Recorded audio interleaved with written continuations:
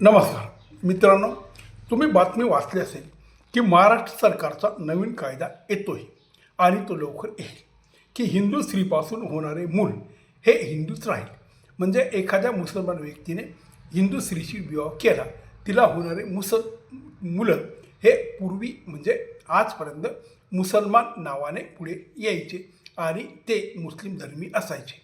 पण आता जेव्हा एखादा मुस्लिम व्यक्ती हिंदू स्त्रीशी लग्न करेल, तिला होणारे मुलं हिंदू राहतील असा कायदा येतो आहे. खरोखर हा कायदा येण्याची गरज आहे.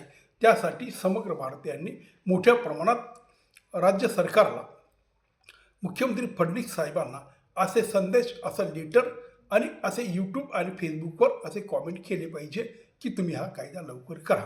कारण देशाची डेमोग्राफी बदलण्याचा जो मुस्लिम समाजाचा प्रयत्न आहे त्याला कुठेतरी आळा बसला पाहिजे. हा देश सुरक्षित असला पाहिजे. पूर्वी 70-75 वर्षापूर्वी जो पाकिस्तान निर्माण झाला, जी फाळणी झाली, ती फाळणी पुन्हा होता कामा नये ही खबरदारी ह्या देशातल्या नागरिकांनी घेतली पाहिजे.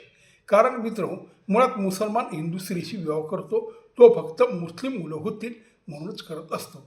ज्या दिवशी ते मुस्लिम मुलं हे हिंदू नावाने पुढे येतील त्या दिवशी हा जो लव जिहादचा प्रकार आहे, जे मोठमोठे स्टार, जे मोठमोठे राजकीय व्यक्ती, जे मोठमोठ्या व्यक्ती हे काम करत आहेत, मग ते उपराष्ट्रपती हमीद अन्सारीसारखे असतील, ते आमिर खानसारखे असतील, ते वेगवेगळे राजकीय व्यक्ती असतील, वेगवेगळे डिप्लोमॅट असतील, श्रीमंत लोक असतील, बिझनेसमॅन असतील, जे मुसलमान समाजाचे असून ते हिंदू स्त्रियांची लग्न करतात, त्यांना एक मोठी चपराक बसेल यासाठी समस्त भारतीयांनी, ह्या सरकारने, फडणवीस साहेबांनी लवकरात लवकर हा कायदा करावा यासाठी प्रयत्न करायला हवेत आणि यासाठी त्यांना समर्थन देणं गरजेचं आहे.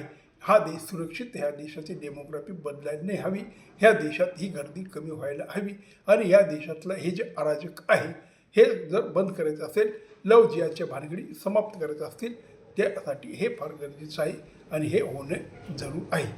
नमस्कार.